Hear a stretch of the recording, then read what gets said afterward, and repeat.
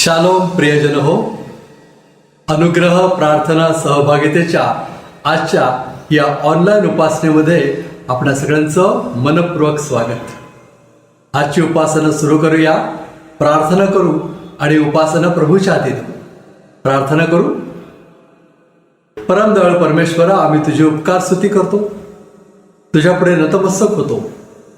तू सर्वसमर्थ प्रभू आहेस, ज्याचं अहोरात्र स्तुतिगान होत आहे. अहोरात्र दिव्यदूत वडीलगण तुझी स्तुती करत आहेत, त्यामध्ये आम्ही देखील सहभागी होतो. आम्हाला ही सहभागी होण्याची सुवर्ण संधी तू दिलेली आहेस. तुझ्या प्रेमामुळे आम्ही अशा रीतीनं तुझ्या सानिध्यामध्ये येऊ शकतो. या तुझ्या अनुग्रहाबद्दल आम्ही मनपूर्वक तुझे आभार मानतो. प्रभुदेवा, या अनुग्रहाचा आम्ही पुरेपूर उपयोग करून घेत असताना मनापासून खरेपणानं आत्म्यानं तुझी आराधना करावी, तुझी स्तुतिस्तोत्र गावीत, तुझं वचन वाचावं, तुझ्या वचनामधून बोध घ्यावा आणि या सर्वांमध्ये तुझ्या सानिध्याचा अनुभव घ्यावा. तू आमच्याशी बोलत आहेस हा अनुभव घ्यावा, यासाठी आमचं सहाय्य कर. प्रभुदेवा, आजची सर्व उपासना तू चालव. तुझ्या मार्गदर्शनाखाली तू आमचं सहाय्य कर. ही प्रार्थना येशू आमचा तारणारा त्याच्या नावानं करतो, म्हणून तो ऐक. आमेन. प्रियजन हो, उपकार स्तुतीची गीतं गाऊया. प्रीती निकाळजे पुण्याहून स्तुतिगीतं गाण्यामध्ये आपलं पुढारीपण करते. तिच्याबरोबर आपणही स्तुतिस्तोत्र गाऊया.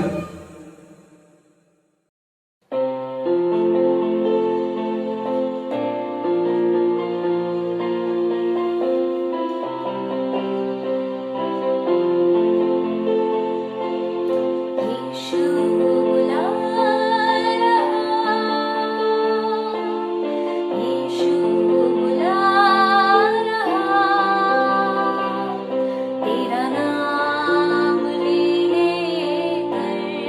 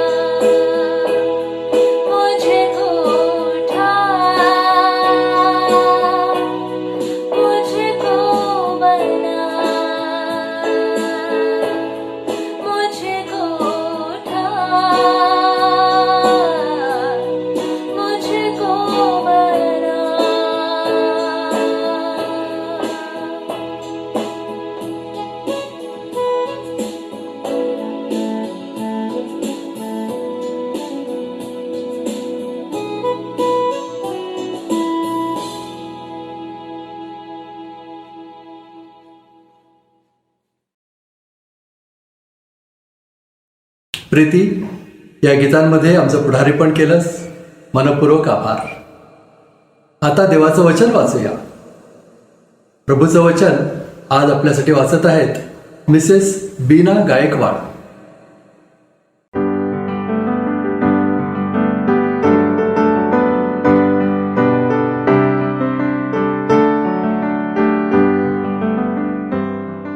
परमेश्वराच्या नावाला गौरव असो. आजचा मननाचा शास्त्र भाग आहे योहान कृच्छ वर्तमान याचा 20वा अध्याय 11 ते 18 ही वचनं. योहान कृच्छ वर्तमान अध्याय 20 11 ते 18. येशूचे मरियेला दर्शन. इकडे मरिया बाहेर कबरेजवळ रडत उभी होती आणि रडता रडता तिने ओणवून कबरेत पाहिले आणि जेथे येशूचे शरीर ठेवले होते तेथे शुभ्र वस्त्रे परिधान केलेले 2 देवदूत, एक उशाजवळ व एक पायथ्याजवळ बसलेले तिला दिसले. ते तिला म्हणाले, बाई, का रडतेस? ती त्यांना म्हणाली, त्यांनी माझ्या प्रभूला नेले व त्याला कोठे ठेवले हे मला ठाऊक नाही म्हणून. असे बोलून ती पाठमोरी फिरली. तो तिला येशू उभा असलेला दिसला, परंतु तो येशू आहे हे तिने ओळखले नाही. येशूने तिला म्हटले, बाई, का रडतेस? कोणाचा शोध करीतेस? तो माळी आहे असे समजून ती त्याला म्हणाली, दादा, तू त्याला येथून नेले असले तर त्याला कोठे ठेवलेस हे मला सांग, म्हणजे मी त्याला घेऊन जाईन. येशूने तिला म्हटले, मरिये. ती वळून त्याला इब्री भाषेत म्हणाली, रब्बुनी, म्हणजे गुरुजी. येशूने तिला म्हटले, मला बिलगून बसू नको, कारण मी अद्याप पित्याजवळ वर गेलो नाही. तर माझ्या बांधवांकडे जाऊन त्यांना सांग की जो माझा पिता आणि तुमचा पिता आणि माझा देव व तुमचा देव, त्याच्याकडे मी वर जातो. मरिया मगदालिया गेली व आपण प्रभूला पाहिल्याचे व त्याने आपल्याला ह्या गोष्टी सांगितल्याचे तिने शिष्यास कळविले. परमेश्वर वाचलेली ही वचने आशीर्वादित करो.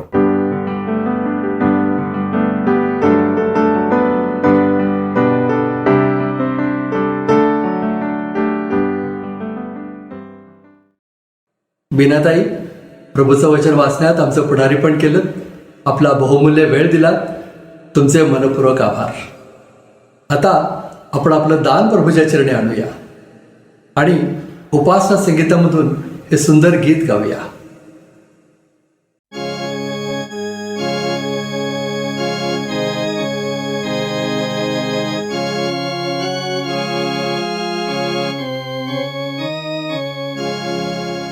आपण उपासना संगीतामधून 159 नंबरचं गीत गाऊया.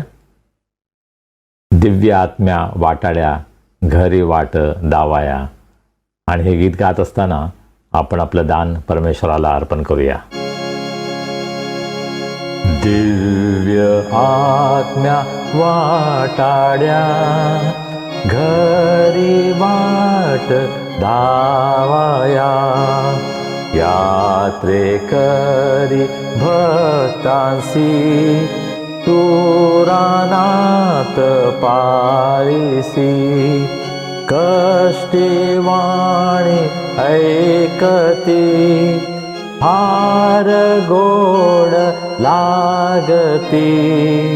म्हणतोस सुस्वरे माझ्या मागे ये त्वरे. प्रिय सख्या तू दया नित्य करीसी सांभाळ. कधी घोर पडतो अंधारात चालतो.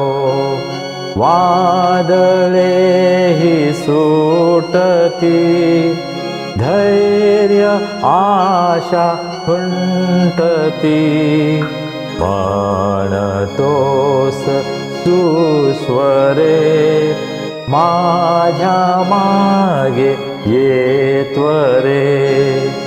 मृत्यू नदी पोहता तुला अनुसरता, भवरान सोडणार तै आकाशी चढणार. तोवरी ही प्रार्थना तूच करी करुणा, म्हणतोस सुस्वरे माझ्या मागे ये त्वरे. प्रार्थना करूया आणि आपलं दान आपण परमेश्वराच्या हातामध्ये सोपूया. आमच्या अत्यंत प्रेमळ परमेश्वरा, आम्ही तुझे मनापासून उपकार मानतो. आजचा दिवस तुझ्या सानिध्यामध्ये तुझी स्तुती आराधना करण्यासाठी तू आम्हाला दिला आहेस. प्रभू, आम्हा सर्व भक्तांना तुझ्या नावामध्ये तू एकत्र आणलंस आणि सुंदर संधी तू आम्हाला दिलीस. त्याबद्दल आम्ही तुझे मनापासून उपकार मानतो. प्रभू, तू रोज आणि रोज आमच्या सर्व गरजा पुरवतोस, आमची काळजी घेतोस, आम्हाला सुरक्षित ठेवतोस, आम्हाला आरोग्य देतोस. तुझ्या सर्व दानांबद्दल, तुझ्या दयेबद्दल, तुझ्या कृपेबद्दल, तुझ्या आशीर्वादांबद्दल आम्ही मनापासून तुला धन्यवाद देतो. प्रभू, तू जे काही आम्हाला दिलं आहे त्यातूनच अत्यंत अल्प असं दान आज आम्ही तुझ्या भांडारामध्ये आणलं आहे. प्रभू, आम्ही तुला विनंती करतो, या दानाचा तू स्वीकार कर. हे दान तू आशीर्वादित कर आणि या दानाचा उपयोग सुवार्ता प्रसारासाठी, मंडळीच्या आध्यात्मिक वृद्धीसाठी, अनुग्रह प्रेयर फेलोशिपच्या प्रत्येक सभासदाची तुझ्यामध्ये वाढ होण्यासाठी प्रभू या दानाचा उपयोग तू करून घे, अशी आम्ही तुला विनंती करतो. आम्ही सर्वजण स्वतःला तुझ्या हातामध्ये सोपवतो. तुझं वचन आम्ही ऐकत असताना प्रभू, तुझ्या पवित्र आत्म्याच्या द्वारे तू आमची भेट घे. तुझ्या वचनाचा उलगडा तू आम्हाला कर. तुझं सत्य समजण्यासाठी तू आम्हा सर्वांचं सहाय्य कर आणि तुझं वचन ऐकल्यानंतर त्याप्रकारे त्याचं पालन करण्यासाठी आम्हा सर्वांना तुझी कृपा तू पुरव. तू आम्हाला चालव. तारणारा प्रभू येशू ख्रिस्त याच्या नावाने आम्ही प्रार्थना करतो म्हणून तू ऐक. आमेन. प्रियजन हो, वेळ झाली आहे प्रभूचा संदेश ऐकण्याची. आज देवाचा संदेश आपल्यापर्यंत आणत आहेत अमेरिकेहून रेव्हरेंड प्रेमल अवसरमल. चला तर प्रभूचा संदेश ग्रहण करूया.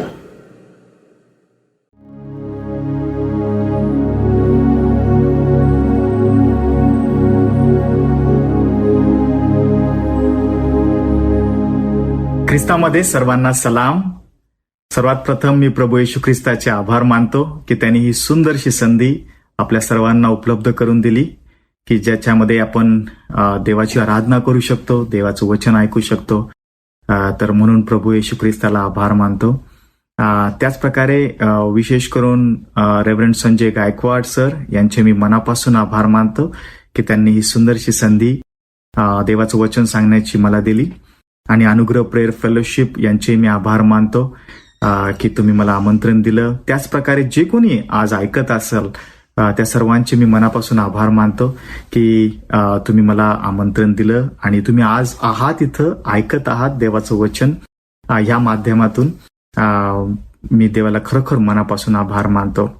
आपण सोबत शिकणार आहोत, आपण सोबत वाढणार आहोत. आजचं हे जे वचन मी तुम्हाला घेऊन येणार आहे ते अतिशय सुंदर आहे. प्रार्थनापूर्वक ज्यावेळेस मी मागच्या हप्त्यामध्ये सरांनी मला टेक्स्ट केला, विचारलं की मी देवाचं वचन ह्या लेंटच्या दिवसांमध्ये शेअर करू शकतो का, तर मी म्हटलं नक्की मला आवडेल. त्यावेळेस मला असं वाटलं की मी कुठलं वचन निवडावं, कारण की बऱ्याच उतारांमध्ये, पॅसेजेसमध्ये बायबलच्या आपल्याला पाहायला भेटतं ह्या लेंटच्या दिवसांबद्दल. विशेष करून ह्या दिवसांमध्ये मला जर एक महिना कंटिन्युअस जर 4 संडे प्रीचिंगचे भेटले तर मी the suffering servant song Isaiah किंवा यशाच्या पुस्तकामध्ये जे सेवकाच्या वेदना आहेत त्याच्याबद्दल 4 गीते आहेत. त्याला असं म्हटलेलं आहे द सफरिंग सर्वंट सॉन्ग. ह्या गीतांबद्दल मी प्रचार करत असतो. मागच्या वर्षी अमेरिकेमध्ये एका चर्चमध्ये ज्यावेळेस मला संधी भेटली त्यावेळेस मी पूर्ण महिनाभर या सफरिंग सर्वंट सॉन्ग बद्दल मी बोललो. आणि हे सफरिंग सर्वंट सॉन्ग जे आहेत ते यशाच्या 42व्या अध्यायामध्ये, 49व्या अध्यायामध्ये, 50व्या अध्यायामध्ये आणि 52 आणि 53 अध्याय जे आहेत यशाचे याच्यामध्ये पाहायला भेटतात. नक्कीच मला आवडलं असतं, पण एकाच मेसेजमध्ये पूर्ण कव्हर मला नाही करता येणार. आणि मला असं वाटतं की नक्कीच मी तुम्हाला उत्तेजन देईल की तुम्ही तुमच्या वैयक्तिक अभ्यासामध्ये हे जे मी अध्याय सांगितले, यशा 42 नंतर 49, 50 आणि मग 52 आणि 53 याच्यामध्ये जे उल्लेख केलेला आहे यशाने, जवळपास 800 वर्षापूर्वी ख्रिस्त येण्याच्या या पृथ्वीवर यशा संदेष्टाने भविष्यवाणी केली होती की हा सेवक कोण आहे, आणि हा सेवक म्हणजे प्रभू येशू ख्रिस्त आहे. तर असं वाटलं की हे 4 गीतांबद्दल मी बोलावं, पण जसं मी म्हटलं की ते शक्य नव्हतं की एका संदेशामध्ये या सर्व 4ही गीतांना इन्क्लूड करणं. तर म्हणून मी प्रार्थनापूर्वक अजून एक जो उतारा आहे किंवा जे पुस्तक आहे योहानाचं शुभवर्तमान याचा 20वा अध्याय 11 ते 18 वचन, हे आपलं आज महत्वाचा भाग राहणार आहे वचनाचा, किंवा जे महत्वाचं पॅसेज आहे, उतारा जो आहे तो योहानाचा 20वा अध्याय 11 ते 18 ह्या वचनामध्ये त्या ठिकाणी आपण जास्त करून बघणार आहोत. तर आपण प्रार्थनापूर्वक सुरुवात करूया. त्यापूर्वी मी तुम्हाला माझ्याबद्दल थोडीशी ओळख करून देतो. मी प्रेमल अवसरमल भारताचा आहे. 9 वर्षापूर्वी मी आणि माझं कुटुंब अमेरिकेत आलो. 2015ला आम्ही अमेरिकेत आलो माझं उच्च शिक्षण करण्यासाठी थिओलॉजीमध्ये.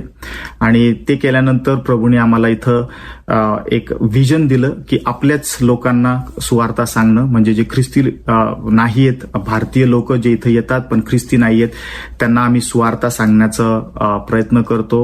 त्यांना आम्ही प्रेम दाखवतो ख्रिस्ताचं जे आहे. आणि अशी सेवा आम्हाला प्रभूने टेक्सास या राज्यामध्ये दिलेली आहे.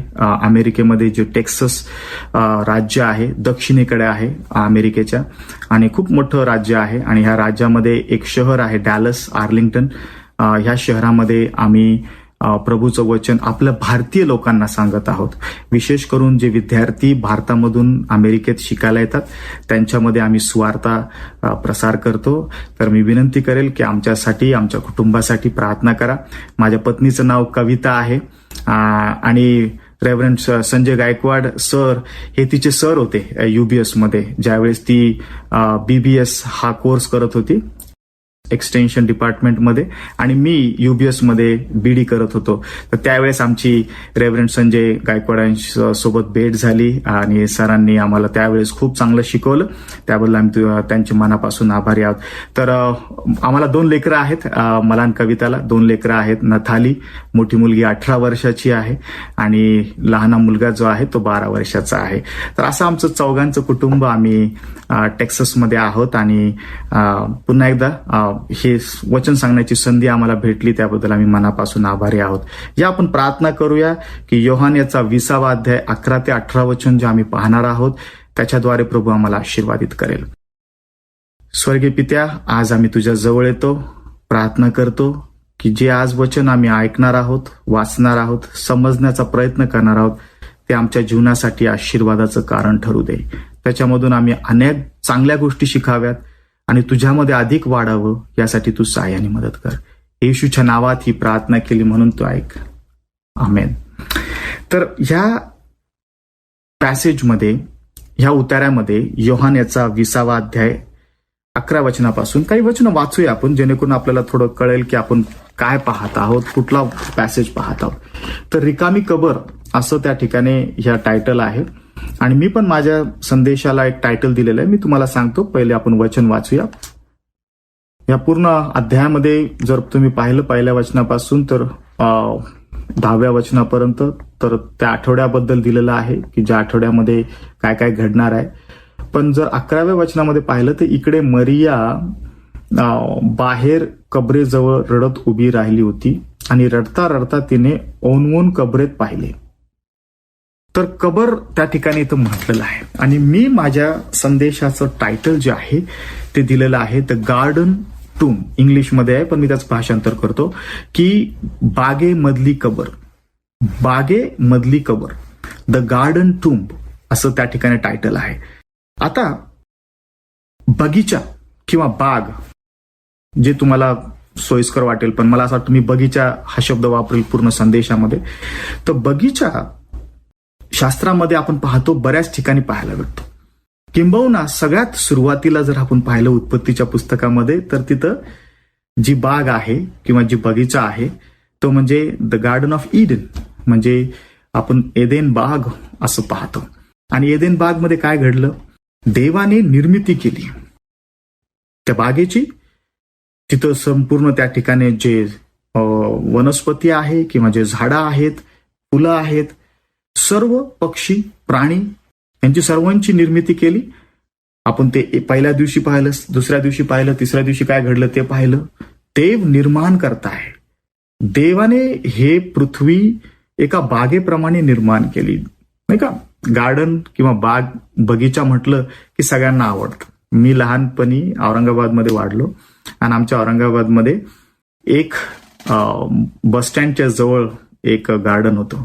ते एकच गार्डन होतं त्यावेळेस, बहुतेक सगळेजण त्याच गार्डनमध्ये जायचे, म्हणून संध्याकाळच्या वेळेस खूप गर्दी असायची. म्हणजे ऑफकोर्स छोटे छोटे बाग असतील आपल्या आपल्या एरियामध्ये, बगीचे असतील, पण मोठं की जिथं प्राणी संग्रहालय आहे, फवारे आहेत आणि फुलं आहेत अनेक प्रकारचे. तर गार्डनमध्ये जायला मला खूप आवडायचं. मी माझ्या आई वडिलांना म्हणायचो की सुट्टी असली की चला आपण गार्डनला जाऊया.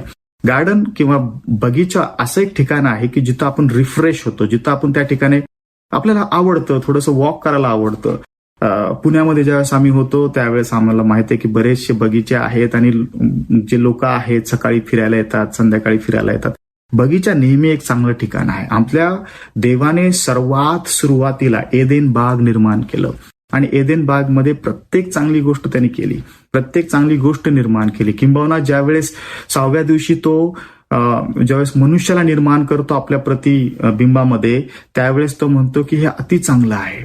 आणि त्या ठिकाणी तो त्यांना आशीर्वाद देतो की जा फलद्रूप व्हा, बहुगुणित व्हा, असा आशीर्वाद तो देतो. आणि 7व्या दिवशी मग तो आराम करतो. पण आपल्याला माहित आहे की उत्पत्तीच्या 3ऱ्या अध्यायामध्ये त्या बागेमध्ये किंवा जगामध्ये पाप आलं आणि ही गोष्ट सर्वांना माहिती आहे म्हणून मी तिथं रिपीट करणार नाही. पण मी जस्ट तुम्हाला संदर्भ देते की बागेबद्दल. बगीचा नेहमी त्याचा उद्देश जो होता तो जीवन आणण्याचा होता. बगीचा म्हटल्यावर जीवन. बघा आता बगीचा तुम्ही जिथे जिथं जाल तर जो माळी असतो म्हणजे जो गार्डनर असतो तो त्या ठिकाणी झाडं लावतो, तो त्या ठिकाणी खत पाणी घालतो, त्यांना त्या ठिकाणी स्वच्छ ठेवतो. बगीच्याला स्वच्छ ठेवण्याचं काम माळीचं असतं आणि माळी जर चांगला असला तर तो बगीचा सुंदर दिसतो. आणि म्हणून मस्त जसं म्हटलं की औरंगाबादमध्ये हे जे सिद्धार्थ गार्डन जिथं मी जायचो ते अतिशय सुंदर असायचं, कारण तिथले जे गार्डनर्स आहेत किंवा जे माळी आहेत अतिशय सुंदर रीतीने काम करायचे. आम्ही पाहतो की एदेन बाग पण चांगलं होतं, पण तिथं पाप आलं. मनुष्याला देवाने एक गार्डनर प्रमाणे ठेवलं होतं की तू ह्या गार्डनची किंवा ह्या बगीच्याची काळजी घे. हा उद्देश होता प्रभू देवाचा. ज्यावेळेस आदामाला सांगितलं की हे बघ, हे संपूर्ण वनस्पती, संपूर्ण झाडे, हे सगळं तुला दिलेलं आहे, आणि त्या ठिकाणी त्याला तो अधिकार दिला होता. हवा, आपण ज्यावेळेस मराठीमध्ये आदाम आणि हवा म्हणतो तर हवा हा हिब्रू शब्द आहे. हवा या शब्दाचा अर्थ होतो गिव्हर ऑफ लाईफ, जिथून जीवन उगम होतो. हवा नक्कीच हवापासून जीवन आलं म्हणजे संतती आल्या, पण ते येण्याच्या पूर्वीच त्या बागेमध्ये किंवा आदाम आणि हवेमध्ये पाप आलं, पापाचं पदार्पण झालं आणि त्याच्यानंतर ही बाग पापामुळं सगळं काही त्या ठिकाणी विस्कळीत झालं. आणि म्हणून बाग किंवा बगीचा हे शास्त्रामध्ये अतिशय महत्वाचं ठिकाण आहे. नंतर पुढे आपण पाहतो मत्तैच्या 26वा अध्याय मध्ये 36 पासून तर 46 वचन. पुन्हा एकदा आपण तिथं जाणार नाहीत, आपला जो मेन भाग आहे तो योहान आहे. पण मत्तै 26:36 ते 46 जर तुम्ही वाचाल नंतर तुम्हाला पाहायला भेटेल की येशू ख्रिस्त एका बागेमध्ये आहे. शेवटच्या घटकेला ज्यावेळेस त्याला पकडून देण्यात येणार आहेत, यहुदा इस्कारियोत त्या सदुशी आणि परुषी लोकांसोबत तो येणार आहे आणि घात करणार आहे येशूचा. आणि येशू त्या गेतसेमने बागेमध्ये आपल्या शिष्यांसोबत आहे. तुम्हाला माहिती आहे त्यावेळेस काय घडलेलं आहे? त्याच रात्री ज्यावेळेस तो त्या बागेमध्ये आहे, तो आपल्या शिष्यांना म्हणतो की बाबा लक्ष ठेवा, सावध राहा. हे इन्स्ट्रक्शन देऊन तो पुढे जातो आणि थोडस उंच ठिकाणी जाऊन त्या ठिकाणी प्रार्थना करतो. आणि ज्यावेळेस तो खाली येतो थोडं, तर पाहतो आपले शिष्य त्या ठिकाणी झोपलेले आहेत, झोपी गेलेले आहेत. तो त्यांना म्हणतो उठा, सावध व्हा. आणि मग वापस जातो आणि प्रार्थना करतो. असं 3 वेळेस होतं. आणि 3 वेळेस ज्यावेळेस तो प्रार्थना करून वापस येतो, तर मला सांगू द्या त्याचे शिष्य झोपी गेलेले आहेत. किती सत्य आहे ना. आज पण 21व्या शतकामध्ये आम्ही पाहतो की आमचा प्रभू आम्हाला सांगत आहे की सावध असा, काळ भयंकर आहे, सगळीकडं अनिती पसरलेली आहे, सगळीकडं जे वाईट गोष्टी आहेत ते पसरत आहेत. आणि आमचा प्रभू आम्हाला म्हणतो की सावध असा. शिष्यांना तो म्हणतो सावध असा. त्यावेळेस ते शिष्य समजू शकले नाही की पुढे काय होणार आहे. पण आज 21व्या शतकामध्ये आम्ही जे प्रभू येशू ख्रिस्ताचे विश्वासणारे आहोत, शिष्य आहोत, आम्हाला कळून चुकलं पाहिजे की काळ भयंकर आहे. आध्यात्मिक रीतीने आम्ही झोपी गेलेलो नाही पाहिजे. मी म्हणत नाही की शारीरिक रीतीने झोपू नका, नक्कीच आम्हाला झोप गरजेची आहे. पण आध्यात्मिक रीतीने काय आम्ही झोपी गेलेलो आहोत का? आणि जर असू तर वचन आपल्याला जाग करेल. आजचं वचन आम्ही त्या ठिकाणी अजून खोलवर जाणार आहोत. तर हे जे कॉन्टेक्स्ट आहे, संदर्भ आहे, मी तुम्हाला देण्याचा प्रयत्न करत आहे की बाग किंवा बगीचे शास्त्रामध्ये एक महत्वाचं ठिकाण आहे. आणि माझं टायटल जे दिलेलं आहे आजच्या संदेशाला ते हे आहे की द गार्डन टूम. पुन्हा एकदा रिपीट करत आहे की द गार्डन टूम म्हणजे बगीचे मधली कबर. आता आपण योहान याच्या 20वा अध्याय 11 वचनामध्ये पाहिलं की मरिया तिथं रडत आहे. कोण आहे ही मरिया? मरिया मगदालिन, जिच्यामधून 7 भूते त्या ठिकाणी प्रभू येशू ख्रिस्ताने काढले होते, जिच्यावर फार मोठ्या पटीने दया झालेली होती. आणि म्हणून तिच्यावर इतकी दया झालेली असल्यामुळं तिचं प्रेम पण प्रभू येशू ख्रिस्तावर होतं. सगळे शिष्य प्रभू येशू ख्रिस्ताला प्रेम करायचे, कारण की त्यांच्या जीवनामध्ये प्रभू येशू ख्रिस्ताने अनेक चमत्कार, चांगल्या गोष्टी केल्या होत्या. मरी मगदलेन पण एक होती. किंबहुना ती शेवटपर्यंत वधस्तंभावर प्रभू येशू ख्रिस्ताला टांगत असताना ती आणि मरिया म्हणजे जी येशूची आई हे तिथं होत्या, जवळ होत्या. आणि ज्यावेळेस ती 3ऱ्या दिवशी रूढी परंपराप्रमाणे त्या बॉडीला किंवा त्या प्रेतला जे मसाले लावण्यासाठी ती आली आणि तिने पाहिलं की तिथं 2 देवदूत आहेत. हे वचन आपण वाचूया. तुम्ही आपल्या पवित्र शास्त्राकडे लक्ष देऊ शकता ज्यावेळेस मी वाचत आहे. वचन 12 म्हणतं की आणि जेथे येशूचे शरीर ठेवले होते तेथे शुभ्र वस्त्र परिधान केलेले 2 देवदूत, एक उशाजवळ व एक पायथ्याजवळ बसलेले तिला दिसले. ते तिला म्हणाले, बाई का रडतेस? मी त्यांना म्हणाली, त्यांनी माझ्या प्रभूला नेले व त्याला कुठे ठेवले हे मला ठाऊक नाही, म्हणून रडते. मरिया रडत आहे. आणि हे 2 दूत, जे एक उशाशी आणि एक पायथ्याशी आहे तिथं शरीर होतं, तिथं आहेत आणि ती रडतीये. ते विचारतायत का बाई का रडते? आणि ती म्हणते की माझ्या प्रभूला त्या ठिकाणी त्यांनी कुठं नेलेलं आहे मला माहित नाही, म्हणून मी रडतीये. असे बोलून ती पाठमोरी फिरली. तो तिला येशू उभा असलेला दिसला, परंतु तो येशू आहे हे तिने ओळखले नाही. असं म्हणून ज्यावेळेस ती फिरली तर कोणीतरी तिच्यासोबत बोललं. आणि ज्यावेळेस प्रभू येशू होता तो बोलला तिच्यासोबत, पण तिला ओळखता आलं नाही. तिला नाही कळालं की हा कोण आहे. आणि ज्यावेळेस तो सुद्धा तोच प्रश्न विचारतो. काय प्रश्न विचारतो बघा? येशूने तिला म्हटले, बाई का रडतेस? बघा, देवदूतांनी पण तोच प्रश्न विचारला आणि येशू ख्रिस्तानी पण त्या ठिकाणी तोच प्रश्न विचारला. तिला रडू याच्यामुळे येतंय की जी बॉडी आहे तिला जे रूढी परंपराप्रमाणे त्याला मसाले लावायचे ते दिसत नाहीये, ती गायब झालेली आहे. आणि आता येशूने ज्यावेळेस विचारलं तर काय उत्तर देते ती? येशूने दुसरा प्रश्न पण विचारला, कोणाचा शोध करतेस? मरियाला असं वाटतं की तो माळी आहे असे समजून ती त्याला म्हणाली, दादा, तू त्याला येथून नेले असेल तर त्याला कुठे ठेवले हे मला सांग, म्हणजे मी त्याला घेऊन जाईन. म्हणजे येशूला ती माळी समजत आहे आणि म्हणतीये की दादा, त्याला जर तू कुठे ठेवला असशील, तुला माहिती असेल त्यांनी कुठं ठेवलं, कोणी घेऊन गेलंय, तर मला सांग, म्हणजे मी तिथून त्याला नेईल, किंवा जे रूढी परंपरा आहे त्या करता येईल. तर ती त्याला माळी समजते, माळी दादा. आपल्या मराठी भाषेमध्ये फार सुंदर गीत आहे की माळी दादा. मी ते थोडंसं म्हणण्याचा प्रयत्न करतो, माझा आवाज एवढा चांगला नाही पण म्हणण्याचा प्रयत्न करतो. माझ्या प्रभूला ठेवियले कोठे, माझ्या प्रभूला ठेवियले कोठे, माळी दादा रे माळी दादा, माळी दादा रे माळी दादा. फार सुंदर गीत आहे हे. आणि ज्यावेळेस मी भारतामध्ये चर्चचा वर्शिप लीडर होतो त्यावेळेस मी हे गाणं आवर्जून या दिवसांमध्ये म्हणायचो, विशेष करून गुड फ्रायडेच्या दिवशी. छान गीत आहे. आणि ती त्याला माळी समजते. आता माळी या शब्दाचा थोडासा अभ्यास करण्याचा प्रयत्न मी केला की माळी जास्त अभ्यास करण्याची आवश्यकता नाही. माळी आपल्याला सर्वांना बहुतेक माहिती आहे की जो गार्डन किंवा जो बगीचा आहे त्याचा काळजी घेणारा जो व्यक्ती आहे त्याला आपण माळी म्हणतो किंवा गार्डनर म्हणतो. आणि ज्यावेळेस येशूला ती गार्डनर म्हणते तर मी थोडा विचार केला की एका दृष्टीने ती बरोबर आहे. आमचा प्रभू येशू ख्रिस्त हा गार्डनर आहे, माळी आहे.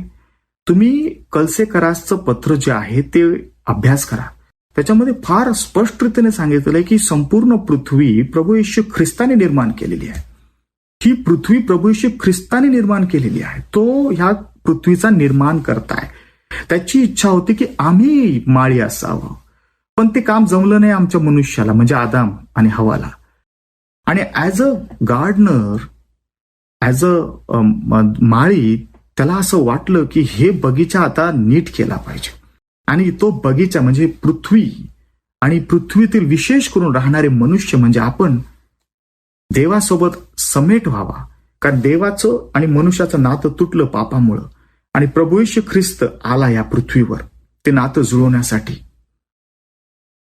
आणि आम्ही त्या ठिकाणी जे पूर्ण पापामुळं ह्या पृथ्वीवर एक प्रकारे नासधूस केली, याच्यासाठी प्रभू येशू ख्रिस्त या पृथ्वीवर आला की आता ह्या गार्डनला, ह्या बगीच्याला कसं चांगलं करता येईल. त्यांनी या पृथ्वीवर जन्म घेतला यासाठी की मनुष्याचं तारण व्हावं. कारण की सगळ्यात मोठं, आम्ही जर देवाची निर्मिती आहोत, आम्ही जर विशेष करून पकडलं की आपण बगीचा आहोत देवाचे, आणि पापाने ह्या बगीचेला घाणेरडं केलेलं आहे. पापाने ह्या बगीचेमध्ये काटे आणलेले आहेत, विनाकारणचे घाण आणलेली आहे, पत्ते, पाचोळ्या, जे आपण मराठी शब्दामध्ये त्या ठिकाणी वापरतो की बगीच्यामध्ये जर हे सगळे घाण गोष्टी असतात तर कोण जाईल बगीचेमध्ये. बगीचेमध्ये स्वच्छता नसली तर कोण जाईल बगीचेमध्ये. तर हे जे आपलं जीवन आहे ते देवाने निर्माण केलेलं आहे. हा बगीचा देवाने निर्माण केलेला आहे. आणि मग ज्यावेळेस या बगीचेमध्ये घाणेरडापणा आला तर देवाला स्वतः या पृथ्वीवर उतरावं लागलं. देवाने आपला एकुलता एक पुत्र पाठवला. प्रभू येशू ख्रिस्त देव होता आणि मनुष्य सुद्धा होता ज्यावेळेस तो ह्या पृथ्वीवर आला. आणि त्यांनी त्या ठिकाणी ह्या पृथ्वीवर आल्यानंतर ह्या बगीचेला साफ करणं सुरू केलं. बघा, प्रभू येशू ख्रिस्त ज्यावेळेस पृथ्वीवर आला तर त्यांनी बरेच चमत्कार केले. मला सांगू द्या की ज्यावेळेस शास्त्रामध्ये मी नवीन करारामध्ये अभ्यास केला तर जवळपास 3 लोकांना त्यांनी मरणातून उभं केलं. अनेक लोकांना दृष्टी दिली, अनेक लोकांना पाय नसतील तर लंगडे असतील तर त्यांना चालवलं, अनेक लोकांमधून भूतं काढली. पण सर्वात महत्वाची गोष्ट काय केली प्रभू येशू ख्रिस्ताने? सगळ्यात पहिला संदेश काय आहे प्रभू येशू ख्रिस्ताचा? पश्चाताप करा, देवाचे राज्य जवळ आलेले आहे. कुठल्याही शुभवर्तमानमध्ये वाचा तुम्ही की पहिला संदेश येशू ख्रिस्ताचा हाय. हे नाही की चमत्कार. हे बघा, चमत्कार फार महत्वाचे आहेत. मी पण चमत्कारावर विश्वास ठेवतो. पण महत्वाची गोष्ट हे आहे की आतमध्ये हे हृदय परिवर्तन होणं, पापापासून फिरणं हा सगळ्यात मोठा चमत्कार आहे. हा चमत्कार होणं फार गरजेचं आहे. हे चमत्कार व्हावं म्हणून प्रभू येशू ख्रिस्ताने जन्म घेतला आणि म्हणून त्याचा पहिला संदेश हा आहे की पश्चाताप करा, कारण देवाचे राज्य जवळ आलेले आहे. आणि मग तो 3-3.5 वर्ष या पृथ्वीवर ज्यावेळेस सुवार्ता सांगत होता, त्यांनी त्या ठिकाणी 12 शिष्य निर्माण केले. त्यांनाही तीच कामगिरी दिली. त्यांनाही सांगितलं की जा, मग ते यहुद्यांकडे जा, परराष्ट्रीयांकडे जा आणि त्यांना सुद्धा हा संदेश सांगा की पश्चाताप करा, देवाचे राज्य जवळ आलेले आहे. कारण की हा जो गार्डनर आहे, हा जो माळी आहे आमचा प्रभू येशू ख्रिस्त, याला हे गार्डन किंवा हे बगीचा चांगला करायचा आहे, स्वच्छ करायचा आहे. आणि त्याला माहित आहे की तो कसा स्वच्छ होईल, फक्त त्याच्यावर विश्वास ठेवून. आणि त्याच्यावर का विश्वास ठेवून? त्यांनी असं काय केलं की ज्याच्यावर आपण विश्वास ठेवला पाहिजे? म्हणूनच ह्या संदेशाचं टायटल मी दिलं की द गार्डन टूम्ब. आता मी तुम्हाला गार्डन विषयी सांगितलं, बगीचेविषयी सांगितलं, चांगल्या गोष्टी सांगितल्या आणि त्या पहिल्या बागेमध्ये पाप पण आलं, ती पण एक वाईट गोष्ट आहे त्या बगीचेमध्ये घडली. पण आता बगीचेमध्ये आपण एक दुसरी गोष्ट पाहणार आहोत, ती म्हणजे कबर. योहान याचा 20वा अध्याय 11 ते 18 वचनामध्ये आपण जर पाहिलं तर कबरेचा उल्लेख केलेला आहे की ज्या कबरेमध्ये प्रभू येशू ख्रिस्ताला ठेवलेला आहे. आणि कबर काय सिम्बॉल आहे, कबर काय प्रतीक आहे? कबर म्हणजे मरण. कोणी कबरमध्ये त्या ठिकाणी फलद्रूप त्या ठिकाणी उगवत नाही.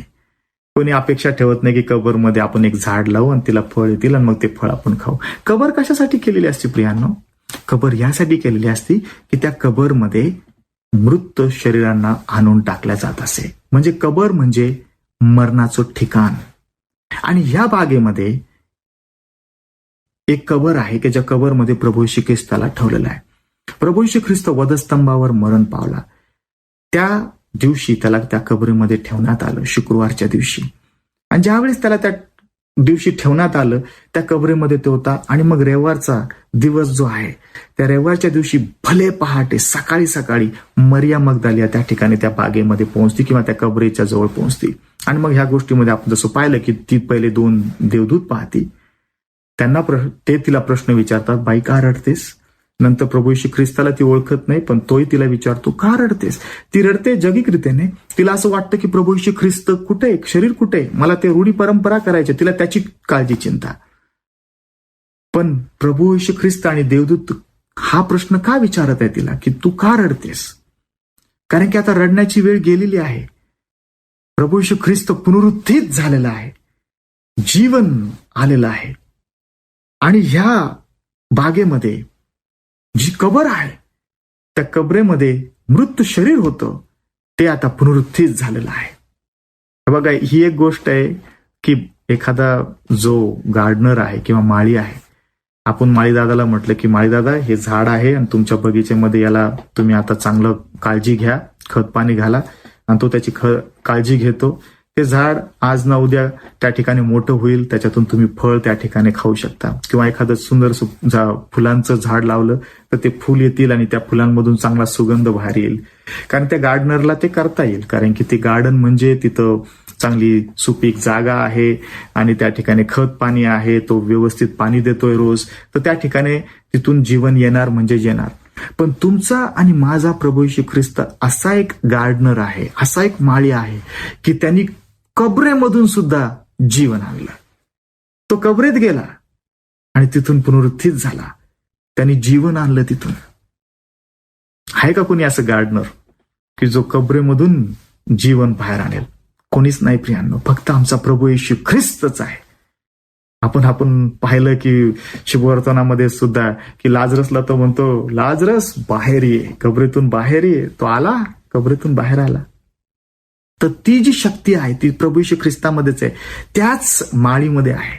आणि म्हणून मला असं वाटतं की ज्यावेळेस मरिया म्हणती की माळी दादा तुला माहिती आहे का, तिने एक प्रकारे बाय मिस्टेक म्हणा किंवा चुकून ती म्हटली, पण जर खरंच अभ्यास केला तर असं वाटतं की यस, आमचा प्रभू येशू ख्रिस्त हा खरा माळी आहे की जो आपल्या बगीचेची काळजी घेत आहे.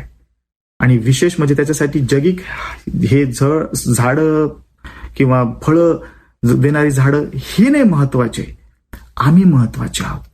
हे जे मनुष्यरूपी बगीचा आहे त्याच्यामध्ये त्या ठिकाणी जीवन कसं यावं हे आमच्या प्रभू येशू ख्रिस्ताचं मेन मुख्य कारण ह्या पृथ्वीवर येण्याचं होतं, की जीवन देण्यासाठी. जसं मी सांगितलं की बगीचा म्हणजे जीवन आणणं. इवन त्यांनी कब्रेमधून पण जीवन आणलेलं आहे. म्हणून द गार्डन टूम या संदेशाला मी टायटल दिलेलं आहे. या लेंथच्या सीझनमध्ये प्रियांनो मला तुम्हाला उत्तेजन द्यायचं आहे. तुम्ही म्हणाल की मी प्रभू येशू ख्रिस्ताचा स्वीकार केलेला आहे बाळक साहेब. एक काळ होता की मी मृत होतो, जसं की शास्त्रामध्ये सांगितलेलं आहे इफिसकरासच्या पत्रामध्ये की आम्ही आमच्या अपराधामुळं आणि पातकांमुळं मृत झालेलो होतो, पण प्रभू येशू ख्रिस्ताने आम्हाला जीवन दिलं. यस, तो आमचा तारणाचा दिवस, त्या दिवशी आमचं तारण झालं, ज्या दिवशी आम्ही प्रभू येशू ख्रिस्ताचा स्वीकार केला. आज जर कोणी ऐकत असेल आणि त्याचं तारण नसेल झालं, त्याने आपल्या पापाची कबुली नसेल दिली, तर ही संधी आहे की प्रभू येशू ख्रिस्ताला जे मरण आहे तुमच्यामध्ये पापामुळं ते साफ करण्यासाठी संधी द्या. पण तुम्ही म्हणाल की नाही, आम्ही सर्वच जण आज जे आहोत ते आम्ही ख्रिस्ती आहोत बाळासाहेब, आम्ही वचनामध्ये वाढण्यासाठी आलेलो आहोत. तर मग मला काही मुद्दे तुम्हाला सांगू द्या की कशा काय गोष्टी असतील की तुमच्या ह्या बागेमध्ये जीवनाच्या काही गोष्टी मृत अशा असतील. जसं मी म्हटलं, बाग म्हटल्यावर ती सुंदर असली तरच लोक तिथे येतील, राईट. जर तुम्ही आणि मी प्रभू येशू ख्रिस्ताचे शिष्य आहोत, विश्वासणारे आहोत, तर लोक आमच्याकडे कसे येतील हो, ज्यावेळेस आमची बाग जर स्वच्छ नसेल तर. मग तुम्ही म्हणाल की बाळासाहेब याचा अर्थ काय काय काय म्हणू इच्छिता तुम्ही आज. तर मी तुम्हाला आज, आणि ज्यावेळेस मी तुम्हाला म्हणत आहे तर प्रीचर म्हणून मला पण ज्यावेळेस हा संदेश तयार केला त्यावेळेस मलाही प्रश्न विचारले की मनुष्यरूपी ही जी बाग देवाने निर्माण केलेली आहे, त्याचं नाव प्रेमल आहे, त्याच्यामध्ये काही पाचोळ्या पानं घाण किंवा जे नकोय गोष्टी त्या आहेत का. मी पडताळणी केली. काही गोष्टी मी सांगतो की आमच्या जीवनामध्ये अशा काही मृत झालेल्या गोष्टी आहेत का, की फॉर एक्झाम्पल आम्ही चर्चच्या संबंधाने सिरियस नाही आहे. आम्ही फक्त एखाद्या वेळेस चर्चला जातो, इतर वेळेस जात नाही. तुम्ही जर दर रविवारी जात असाल तर प्रेज द लॉर्ड, देवाची स्तुती असो. पूर्ण कुटुंबासोबत जात असाल तर प्रेज द लॉर्ड. कारण की आजकाल कशाला, ज्यावेळेस मी कॉलेजमध्ये होतो त्यापासूनच सुरू झालं होतं की हे जे कोचिंग क्लासेस आहेत किंवा जे एक्स्ट्रा क्लासेस म्हणतात ते रविवारच्या दिवशीच ठेवलेले आहेत. आणि मग ख्रिश्चन आई वडील सुद्धा म्हणतात आमच्या लेकराला त्या ठिकाणी क्लासेस आहेत म्हणून तो आज चर्चला येऊ शकत नाही किंवा येणार नाही आता तो चर्चला, कारण की त्याला क्लास, बरेच अभिमानाने सांगतात. मला सांगू द्या की हे चूक आहे. जर रविवारच्या दिवशी क्लास असतील तर त्या क्लासला माझ्या हिशोबाने न लावलेलं बरं, कारण की रविवारी प्रभूची आराधना करणं फार गरजेचं आहे. तुम्ही म्हणाल रविवारीच असं काय विशेष आहे, तो प्रभूचा दिवस आहे, पुनरुत्थित दिवस. आम्ही आज पाहिलं की त्या ठिकाणी त्या दिवशी तो पुनरुत्थित झाला. तुम्ही म्हणाल मग त्या दिवसाला फार तुम्ही महत्व देते का. नाही, प्रत्येक दिवस महत्वाचा आहे प्रियांनो. पण एक दिवस आहे की जिथं आम्ही जातो, मंडळीमध्ये सहभागिता घेतो, देवाशी सहभागिता आणि देवाच्या लोकांशी सहभागिता फार गरजेची आहे. जर तुमचे लेकरं जर वाढत नसतील, संडेला तुम्ही त्यांना घेऊन जात नसाल, तर भले ते डॉक्टर बनतील, इंजिनियर बनतील, टीचर बनतील, नर्स बनतील, चांगलं त्या ठिकाणी पैसा कमवतील, पण जर ते देवात नसतील तर मग तुम्ही काय कमवलं. मी फार स्पष्ट बोलणारा पाळक आहे, म्हणून कदाचित इंडियामधून मला बाहेरून हाकलून टाकलं ना, आता अमेरिकेत पाठवले.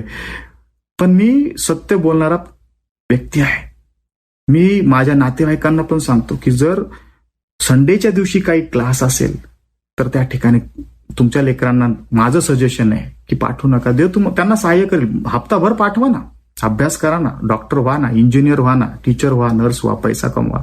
मी त्याला नाही म्हणत नाही, पण देवाला मान देणं फार गरजेचं आहे. जर ते भाग मृत असेल आज कुठल्या कुटुंबामध्ये, तर मी तुम्हाला आज सजेशन देतो, देवाचा सेवक ह्या नात्याने आव्हान करतो की तो भाग जिवंत करा.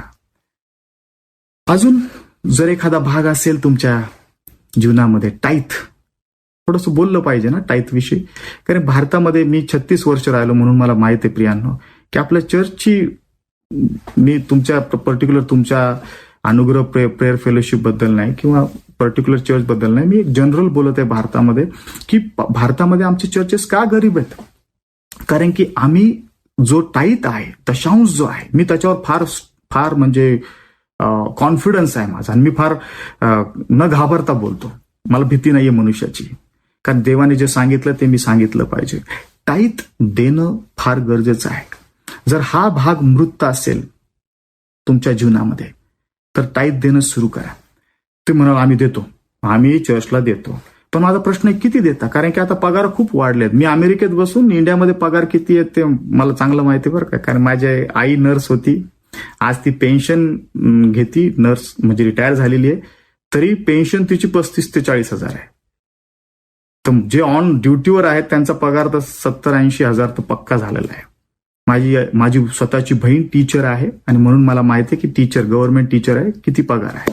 आणि म्हणून मी माझ्या आईला, माझ्या बहिणीला, माझ्या आई वडिलांना, माझ्या नातेवाईकांना सांगतो की जर 50,000 तुम्ही दर महिन्याला कमवताय तर 5,000 चर्चला देताय का? आणि ते जर देत असाल तर त्याच्यामध्ये काही फुगीरपणा करू नका की मी 5,000 देतो. तो देवाचा पैसा आहे, तो दिलाच पाहिजे. सगळे 50,000 देवाचे आहेत, पण देव सगळे मागत नाही तुम्हाला, आणि देवाला 5,000ची गरज नाहीये, पण ती एक आज्ञा आहे. बरेच लोक म्हणतात नाही आम्ही नवीन करारातले लोक, ते जुना करार आम्ही पाळत नाही. पाळक साहेब, आम्ही संतोषाने देणारे आहोत, नवीन करार फॉलो करतो आम्ही. मी असं म्हणतो की मग तुमचा संतोष फक्त 50,000 कमवता तर 3,000 का असतो संतोष? संतोष कधी 5,000च्या वर का जात नाही? मला अभिमानाने सांगू द्या, अमेरिकेमध्ये राहून मी माझी टाईट माझ्या इथल्या चर्चला देतो आणि मग 10% नंतर मग मी भारतामध्ये पण काही सेवक लोकांना मदत करतो. तुम्ही म्हणाल पाळसाहेब तुम्ही फुगीरपणा करत नाही. प्रियांनो, मी जस्ट सांगत आहे की ज्यापासून मी टाईट देत आहे, 2010 पासून देवाने हे सत्य मला कळवलं की टाईट देणं किती महत्वाचं. हा मृत होता भाग माझ्या जीवनामध्ये. मी तो देवाला म्हटलं की देवा हा मृत भाग आहे, मी टाईट दिलीच नव्हती 2010 पर्यंत, आणि म्हणून मी फायनान्शियली कधीच ब्लेस नव्हतो होत. पण ज्यापासून मी टाईट देतो, देव मला आशीर्वादित केलेला आहे. आणि मला देवाने आशीर्वादित करावं म्हणून मी तुम्हाला सांगत नाहीये की टाईट द्या. टाईट देणं हे फार महत्वाचं आहे. ज्या चर्चमध्ये आम्ही देवाचं वचन ऐकतो त्या पालकाची काळजी घेणं, त्या चर्चची काळजी घेणं हे आमचं कर्तव्य आहे. हे आमचं कर्तव्य आहे. हा भाग जर मृत असेल तर आज त्या माळी दादाला ते भाग द्या, तो त्याच्यामध्ये जीवन आणेल. कुटुंबाला तुम्ही वेळ देत नसाल, कौटुंबिक प्रार्थना करत नसाल. बऱ्याच कुटुंबामध्ये मी पाहतो की सकाळची आणि संध्याकाळची प्रार्थना होत नाही. कुटुंब या रीतीने ते एकत्र कधी येऊन प्रार्थना करतच नाहीत. जर हा भाग मृत असेल तर देवाचा सेवक या नात्याने मी तुम्हाला आवर्जून सांगत आहे की सकाळी उठा, आपल्या कुटुंबाला एकत्र घ्या. मी माझ्या मिसेसला, 2 लेकरांना रोज सकाळी किती गडबड असो सोबत घेतो, प्रार्थना करतो. संध्याकाळी पण कामावरून आल्यानंतर वेगवेगळ्या गोष्टी झाल्यानंतर प्रार्थना आम्ही करतो. आम्ही म्हणत नाही ती प्रार्थना अर्धा तास 1 तास असावी, काही मिनिटं का असेना, पण सोबत प्रार्थना करा. जर हा भाग मृत असेल तुमच्या गार्डनमध्ये, तुमच्या बगीचेमध्ये, तर माळी दादाला तू द्या आणि माळी दादा त्याची काळजी घेईल. म्हणजे प्रभू येशू ख्रिस्त त्याची काळजी घेईल, प्रभू येशू ख्रिस्त त्याच्यातून जीवन आले. आणि मग बघा, जर हे सर्व मृत भाग जे तुमच्या जीवनामध्ये असतील, माझ्या जीवनामध्ये असतील, ज्यास आम्ही देवाला, आमच्या प्रभू येशू ख्रिस्ताला देऊ, आमच्या माळी दादाला देऊ, त्यावेळेस तो त्याच्यामधून जीवन आणेल आणि मग तुम्ही फलद्रूप व्हाल. आत्मिक फळ त्या ठिकाणी देण्यास सुरुवात कराल. तुमच्याकडे पाहून लोक म्हणतील की अरे हे लोक वेगळे आहेत, नाही का? झाड ज्याला फळं असतात ना त्याच्याकडे सगळे आकर्षित होतात. आणि मग बघा, ख्रिस्त तुमच्या जीवनाद्वारे गौरवला जाईल. देवबाप करो तर गार्डन टूम किंवा बगीचेमधली जी कबर आहे, हे संदेशाच्या द्वारे देवबाप तुम्हाला आशीर्वाद देव. माझी प्रार्थना आहे की तुमच्या जीवनामध्ये जे काही मृत असेल त्या ठिकाणी ते जिवंत होईल आणि देवबाप तुम्हाला फलद्रूप करेल. प्रार्थना करूया. प्रभू, तू आम्हाला सहाय्य कर. आजचा संदेश आम्ही ऐकला की कसं त्या बागेमध्ये जी कबर होती त्या कबरेमधून सुद्धा तू जीवन बाहेर आणलेलं आहे. तू जीवन देणारा देव आहेस. तू आमचा माळी दादा आहेस. तू आमचा गार्डनर आहेस की जो असा गार्डनर आहे की जो नवीन जीवन तो देतोस. आणि ज्यावेळेस आम्ही ख्रिस्ती जीवन जगतो तर आमच्यामध्ये अजूनही अशा गोष्टी आहेत, जसं की आम्ही टाईथ बद्दल पाहिलं, फॅमिली प्रेयर बद्दल बघितलं, चर्चला रेग्युलर न जाणं हे एक मृत भाग असू शकतो. प्रभू जर असं कोणी असेल ऐकणाऱ्यांपैकी तर आज तुझा सेवक या नात्याने प्रार्थना करतो की हे मृत भाग त्यांच्यामधून काढून त्याच्यामध्ये जीवन तू आण, जेणेकरून ते फलद्रूप होतील. आणि ही प्रार्थना प्रभू येशूच्या नावात मी करतो म्हणून तू ऐक. आमेन. पुन्हा एकदा मी आभार मानतो सर्वांचे की तुम्ही ऐकलं. जवळपास 37 मिनिटं तुम्ही ऐकत होता आणि मी प्रभूला आभार मानतो की तुम्ही सर्वजण वाढत राहा, हीच माझी प्रार्थना आहे. आमच्यासाठी प्रार्थना करा. आणि पुन्हा एकदा रेव्हरंड संजय गायकवाड सर, मी तुमचे आभार मानतो. Thank you so much for this opportunity. आणि आपण टचमध्ये राहूया. God bless you all. Shalom. कसे आहात आपण सर्व? या ऑनलाईन भक्तीच्या माध्यमातून आपल्या सर्वांना भेटण्याची संधी मिळते, त्याबद्दल मी प्रभूला मनापासून धन्यवाद देतो. आज आपल्यासाठी प्रभूचं वचन घेऊन रेव्हरंड प्रेमल अवसरमल, जे सध्या अमेरिकेमध्ये असतात, नॅझरीन चर्चच्या माध्यमातून ते प्रभूची सेवा आपल्या कुटुंबासह त्या ठिकाणी करत आहेत. प्रेमल यांनी बॅचलर ऑफ डिव्हिनिटीचा कोर्स युनियन बिब्लिकल सेमिनारीमध्ये पूर्ण केला. ज्यावेळेस मी त्या ठिकाणी काम करत होतो त्यावेळेस ते विद्यार्थी होते. त्यांची पत्नी कविता यांनी एक्सटेन्शन डिपार्टमेंटमध्ये मराठी माध्यमातून BTSची डिग्री पूर्ण केली आणि त्या माझ्या स्टुडंट होत्या. त्यांना एक मुलगा आणि एक मुलगी आहे आणि ते अमेरिकेमध्ये वास्तव्याला असतात आणि नॅझरीन चर्चच्या माध्यमातून प्रभूची सेवा अमेरिकेमध्ये ते करत आहेत. औरंगाबाद किंवा सध्याचं संभाजीनगर या ठिकाणी त्यांचं घर आहे, त्यांचे आईवडील असतात. आणि प्रेमल आणि कविता ज्यावेळेस औरंगाबादमध्ये होते त्यावेळेस त्यांच्या घरी राहण्याचा, त्यांचा पाहुणचार घेण्याचा आनंद मला मिळाला आहे आणि त्याबद्दल मी प्रभूला धन्यवाद देतो. आपल्या सर्वांच्या वतीनं पुन्हा एकदा वचनाची सुंदर सेवा केल्याबद्दल मी त्यांचे मनापासून उपकार मानतो. प्रार्थना करूया. सर्व समर्थ जिवंत प्रभुदेवा, आम्ही तुझे मनापासून उपकार मानतो. आज आम्हा सर्व भक्तांना तुझ्या पायाजवळ तू एकत्र आणलंस. तुझी स्तुती आराधना करण्यासाठी तू आमचं सहाय्य केलंस. तुझ्या पवित्र वचनाच्याद्वारे तू आज आमच्याशी बोललेला आहेस आणि तुझे दास आमचे बंधू रेव्हरंड प्रेमल अवसरमल यांच्याद्वारे प्रभुदेवा जो संदेश आज आमच्याकडे आला आहे त्याबद्दल आम्ही तुला धन्यवाद देतो. प्रभू, आज आम्ही तुझ्या वचनामधून जे काही शिकलो आहोत या शिक्षणाचा उपयोग आमच्या वैयक्तिक जीवनामध्ये, आमच्या सेवेमध्ये करण्यासाठी तो आम्हा प्रत्येकांचं सहाय्य कर.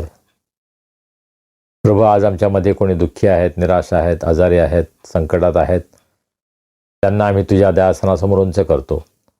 आज तू त्यांची भेट घे, त्यांना स्पर्श कर, त्यांना आरोग्य दे. तुझी शांती, तुझा आनंद त्यांच्या जीवनामध्ये त्यांना अनुभवास येऊ दे. प्रभू, या दिवसांमध्ये अनेक विद्यार्थी आपल्या परीक्षा लिहित आहेत, बोर्ड एक्झाम्स लिहित आहेत. त्यांच्यासाठी आम्ही प्रार्थना करतो. त्यांनी वर्षभर जो अभ्यास केला आहे त्याचं उत्तम फळ या परीक्षेच्या माध्यमातून त्यांना मिळू दे. त्यांना तो उत्तम यश दे, त्यांना उत्तम आरोग्य दे आणि सर्व विद्यार्थ्यांवर प्रभू तुझा आशीर्वाद तू पाठव, अशी आम्ही तुला विनंती करतो. आमच्यामध्ये ज्यांचे वाढदिवस आहेत, विवाहाचे वर्धापन दिन आहेत, त्या सर्वांबद्दल आम्ही तुला धन्यवाद देतो. आम्ही प्रार्थना करतो त्या प्रत्येकांवर तू आशीर्वाद पाठव, त्यांचा तू सांभाळ कर, त्यांची तू काळजी घे आणि येणारं नवीन वर्ष त्या प्रत्येकांच्या जीवनामध्ये अत्यंत आशीर्वादाचं वर्ष कर, अशी आम्ही तुला विनंती करतो. या प्रत्येकाचा उपयोग प्रभू तुझ्या महान गौरवी सेवेमध्ये होऊ दे, अशी आम्ही तुला विनंती करतो. प्रभू, या येणाऱ्या आठवड्यामध्ये तू आम्हा सर्वांच्या बरोबर राहा, आम्हाला सुरक्षित ठेव. तुझ्या कृपेमध्ये, तुझ्या ज्ञानामध्ये, तुझ्या वचनामध्ये वाढण्यास आम्हा सर्वांना तू सहाय्य कर. मान महिमा गौरव आम्ही तुला देतो आणि प्रार्थना तारणारा प्रभू येशू ख्रिस्त याच्या नावाने आम्ही करतो म्हणून तो ऐक. आमेन. प्रभूनं शिकवलेली प्रार्थना करूया. हे आमच्या स्वर्गातील पित्या, तुझे नाम पवित्र मानले जाओ, तुझे राज्य येवो, जसे स्वर्गात तसे पृथ्वीवरही तुझ्या इच्छेप्रमाणे हो. आमची रोजची भाकर आज माज दे, जसे आम्ही आपल्या अपराधांची क्षमा करतो तशी तू आम्हाला आमच्या अपराधांची क्षमा कर. आणि आम्हास परीक्षेत आणू नकोस, तर आम्हास वाईटापासून सोडव. कारण की राज्य, सामर्थ्य आणि गौरव ही सर्व काळ तुझीच आहेत. आमेन. आणि आता देव बापाची प्रीती, प्रभू येशू ख्रिस्ताची कृपा, पवित्र आत्म्याची सहभागिता, शांती, आनंद आणि आरोग्य आम्हा सर्वांसह आमच्या प्रियजनांबरोबर, देवाच्या सर्व लोकांबरोबर आता आणि सदा सर्व काळ असो. आमेन. सुवंद्य देवा परात्पर, स्तवा हो त्याला खालीवर, तो बाप पुत्र आत्मा जा, त्रेक्याला द्या अनंत मान. आमेन.